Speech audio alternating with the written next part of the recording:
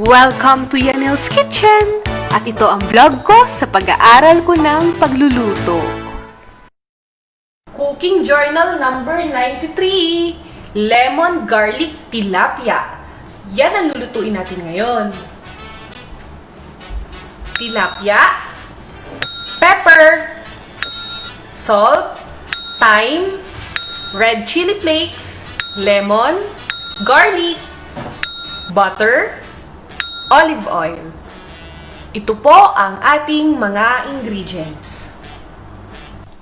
Hello mga Beriwaps! So, cooking journal number 93 na tayo. At first time ko magluluto nitong tilapia with lemon garlic. So, bale, grabe. First time ko na mag-fillet ng isda. As in, hindi ko alam kung anong gagawin, kung saan ko ba hahatiin. Nanood lang ako ng isang mabilis na nag-demo sa YouTube, pero hindi ko na alam ang sunod kong gagawin after. So, panoorin nyo ako kung paano ko gagawin itong pag-fillet ng tilapia at hopefully, at least basta mabalatan ko siya, masaya na ako.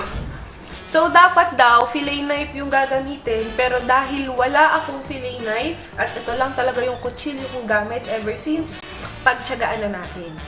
So, feeling ko, hahatiin ng ganito. Paano ba to? Sige, carry bells na natin to.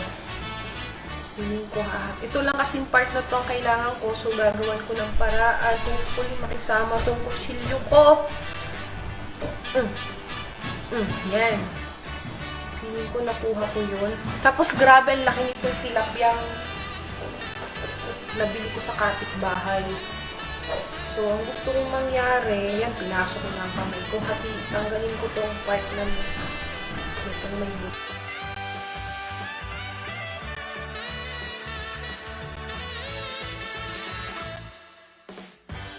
Ito, hanggang mapili ko yung ayaw ko sanang maano yung dito.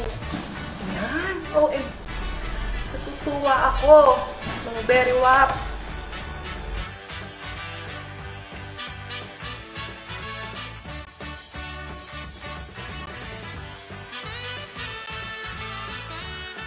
Ating.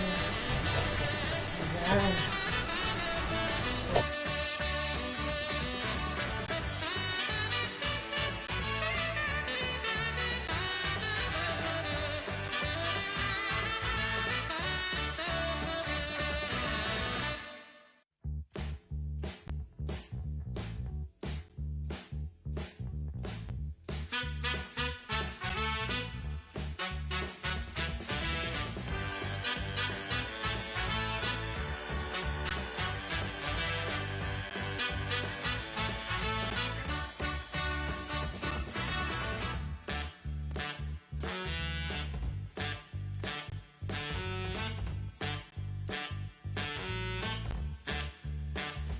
Table ko rin naman ang balat ng tilapia prito.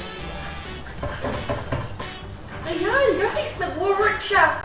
So, bali kailangan ko lang palang flat. Kailangan flat tong aking chilyo. Sa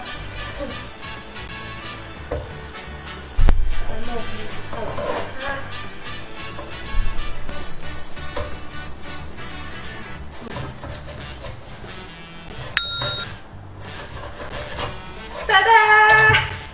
Ayan, natanggal ko na ang balat. So, charan! Ito pa po ang first tilapia fillet na nagawa ng Yanille's Kitchen. Medyo hiningal ako doon. Hindi naman. So, bale, dahil hahaba masyado itong ating vlog kung iisa-isahin ko yun. So, ang gagawin ko, tatapusin ko na muna itong lahat na to. Then, mamaya magluluto na tayo.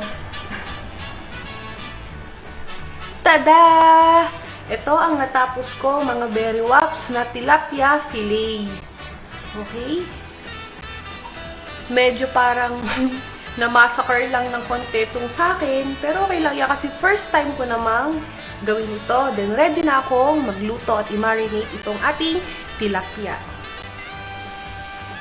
Una natin gagawin ay lagyan natin ng thyme itong ating tilapia fillet. Pampalasa ng ating fish. Babalik pa rin natin. Lalagyan natin. Tapos, lagyan natin ng konting red pepper flakes.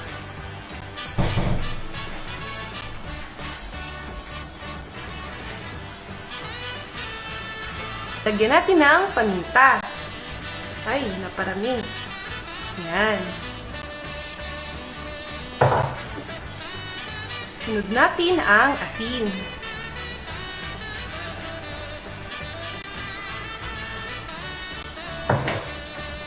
Then, lagyan natin ng konting olive oil. Kapag i-bake nyo siya sa oven, okay na yan, na may konting olive oil at sa air fryer. Pero dahil gusto ko rin yung lasa ng olive oil sa food, naglalagay din ako kahit pipituhin ko siya.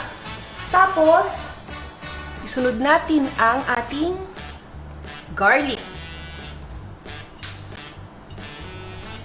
Yan. Tapos, pigaan natin ng lemon. So, wala na ako strainer. Sa kamay na lang yung salo ng buto. Yan. Pigaan ko siya ng lemon. Wala naman pala siyang buto. Ayun, may buto na.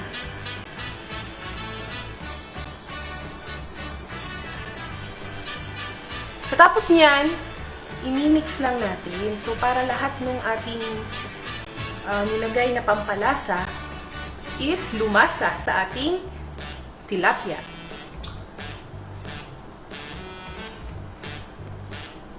Dahil sanay tayo sa pritong tilapia, gusto ko lang mag-experiment ng gantong lutuin. So, ibababad ko siya at least 30 minutes para naman masulit yung pagtatanggal ko ng fillet para mas lumasa. Yan. Hayaan ko lang siya ng ganyan. Then, balikan natin mamaya.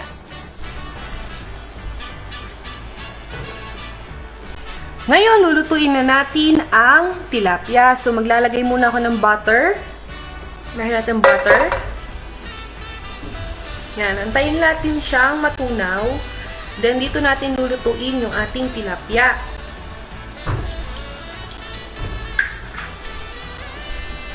Mag-add lang ako ng very small amount lang ng olive oil.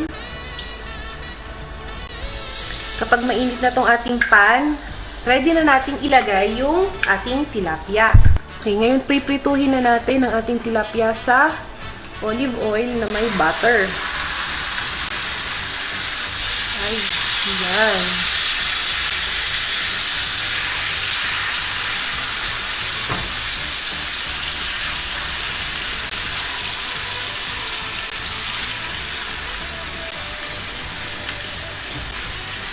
Yan. Curry bells na yan. So, antayin lang natin siyang mag-brown. Tapos, kapag medyo naluluto na yung ating tilapia, ilalagay ko itong marinade sauce natin para naluluto na rin yung garlic na magpapasarap lalo sa lasa ng ating pagkain. Tapos, dahan-dahan ko siyang babalik pa rin para hindi masira. So, hopefully magustuhan to ng aking fiancé. Well, hagya ko na siyang nagawa. Tara, naku, ang hirap.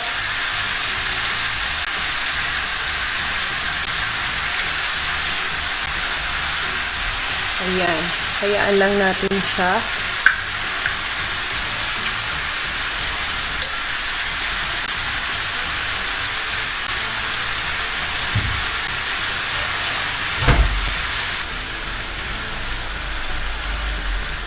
Then, lagyan natin ng konting asin kasi maasim yung ating lemon. Alam niyo naman, masarap ang maasim na may alat. So, nag-add ako ng konting salt lang. Depende sa inyong panlasa, ha? Kapag medyo paluto na yung ating tilapia, lalagyan ko na siya ng lemon wedges. Hindi man pala siya wedge. Lalagyan ko siya ng lemon sa ibabaw. Yan. Tapos mga Beriwaps, dahil mukhang natakam ako sa gulay na may butter, tapos may sitaw ako sa ref, isasama ko na lang to dito sa tabi. Dahil parang ang sarap niyang may tilapia, tapos may vegetable na mangunguya tayo mamaya. So, lagay ko lang siya dyan sa side hanggang maluto na rin tong ating sitaw. Green beans sana. Kaso wala eh. Sitaw lang meron ako. Curry bells na yan. Yung tatakluban ko siya. Tatakluban. Hanggang sa maluto. Then, suserve ko na to sa inyo later. Medyo ready na ito, pero gusto ko siyang lagyan pa ng konting thyme at parsley sa ibabaw. Then, suserve ko na. So, lagyan natin ng thyme. Medyo nagiging favorite ko na rin ang thyme. Konti lang kasi nalagyan na natin siya kanina. Parang pang garnish na lang. Ayan. Then, lalagyan ko ng parsley. Kung meron kayong fresh, mas maganda sana. Pero dahil ito lang ang meron ako ngayon, bet na yan. Yan. Dami. Wow! Parang sarap na niya. Diba? Ayan mga Beriwaps, tapos na ang aking tilapia. So, papatay na natin ng apoy. I-off na natin. Then, ready ko na itong iserve. Thank you!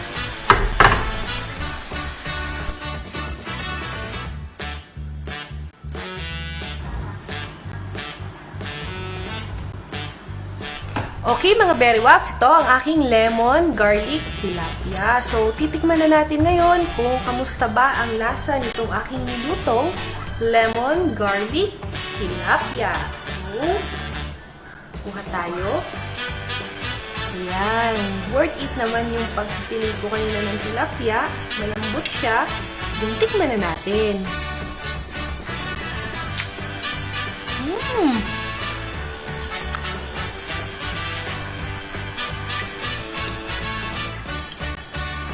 Masarap mga Beriwaps. Hindi mo akalaing tilapia siya. Diba? So, worth the try. Try nyo na rin lutuin.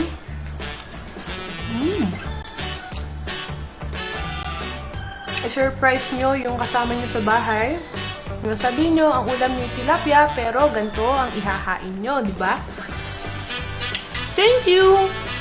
Salamat po sa panonood ng Yanille's Kitchen!